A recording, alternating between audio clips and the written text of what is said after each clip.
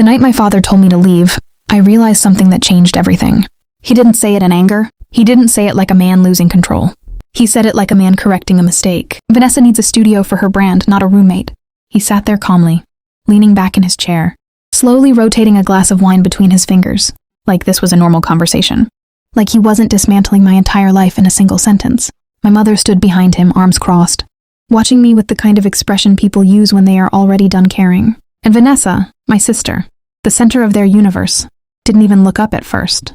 Her attention was locked on her phone, her thumbs moving as she scrolled, through comments that probably meant more to her than I ever did. I stood frozen in the doorway, holding an envelope that suddenly felt heavier than anything I had ever carried. Inside were 2 luxury cruise tickets. I had spent months saving for them, skipping meals, taking extra contracts, living on the bare minimum just to afford something that might finally make them proud of me. Instead, I was being erased. Your sister is actually building something, my father continued, finally glancing at me like I was something outdated. She has vision. She has potential. You are almost 30 and still going nowhere. His words didn't rise in volume. They didn't need to. They were sharp because they were certain. Dead weight, he said. The silence that followed was absolute, not tense, not emotional. Final, take your things and go, he added. I do not care where. Something inside me should have broken in that moment. Anger, pain, desperation, something. But instead, everything went quiet, because for the first time in my life, I stopped hoping he would change. I looked past him into my room, or what used to be my room, and my chest went hollow. The walls had been repainted in a harsh neon pink that almost hurt to look at. My bed was gone. My desk was gone. The shelves that once held years of my life had been stripped bare. In their place were ring lights, cameras, and backdrops arranged like a professional studio. My existence had been replaced with lighting equipment. The only trace of me sat on the floor. 3 black garbage bags tied, packed, disposed. They hadn't just decided to remove me. They had prepared for it. That hurt more than anything, he said. I stepped forward slowly, my movements strangely calm, and placed the envelope with the cruise tickets on the hallway table between us. I didn't explain it. I didn't need to. It sat there like a quiet reminder of something they would never deserve. Then I bent down, picked up the bags one by one and walked out. No one stopped me. No one called my name. No one cared. The cold outside hit hard enough to steal my breath. Snow crunched under my shoes as I loaded everything into my car. My fingers went numb almost instantly, but I didn't feel it properly. My mind was somewhere else, somewhere distant and detached. I sat behind the wheel for a moment after closing the door, staring straight ahead, waiting for a voice, for regret, for anything. Nothing came. Of course it didn't. I started the engine. The car responded with its usual rough, rattling sound, the heater struggling to push out weak waves of lukewarm air. My father hated this car, said it made him look bad, said it was proof I wasn't going anywhere in life. He never understood why I kept it, and now he never would. I drove away without looking back. The motel I found looked like it had given up years ago. The neon sign flickered like it was fighting to stay alive, and the parking lot was uneven with patches of dirty snow and ice. Inside, the room smelled faintly of dust and old fabric that had absorbed too many years of other people's problems. The bed sagged, the heater groaned, the walls felt thin, but it was quiet. And for the first time that night, I was alone. I sat on the edge of the bed and let the silence settle. That was when the past came back. Not gently, not softly. Clearly, my father used to call me something long before he called me dead weight. He called me the $5 million mistake. It started when I was 4 years old. He had a meeting that morning, a big one, an opportunity to invest in a company before it exploded into success. The kind of chance that changes everything. But that morning I got sick, really sick. High fever, a seizure, an emergency. He had to take me to the hospital. He missed the meeting. The people who went became rich. He did not. And somehow that became my fault. As I got older, the story changed. It became sharper, more direct, less disguised. Every birthday, after the candles were blown out, he would look at me and remind me, "You caused me everything." At some point, I stopped being his daughter. I became a debt. By 16, I was paying to live in my own home, not rent, repayment. Every paycheck I earned had a portion taken. No discussion, no negotiation. And it didn't stop there because I wasn't just paying for myself. I was funding Vanessa. She was the investment, the one who would make everything worth it. When she wanted to model, I paid for photos. When she wanted procedures, I paid for those too. When she wanted a lifestyle that matched the image she was building, I paid.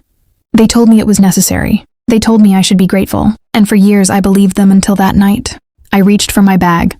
Work. Work was the only thing that had ever been mine. I opened it and froze. My hand surged again. Empty. I dumped everything onto the bed. Chargers, cables, drives, no laptop.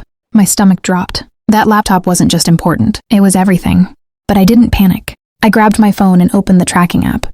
A small blue dot appeared, not at the house, nearby, a pawn shop. That was when something inside me shifted.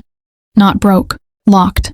I got my laptop back that night, paid for it, bought back my own life, and when I sat in my car afterward, holding it against my chest, another notification appeared. My car sold, transferred, gone.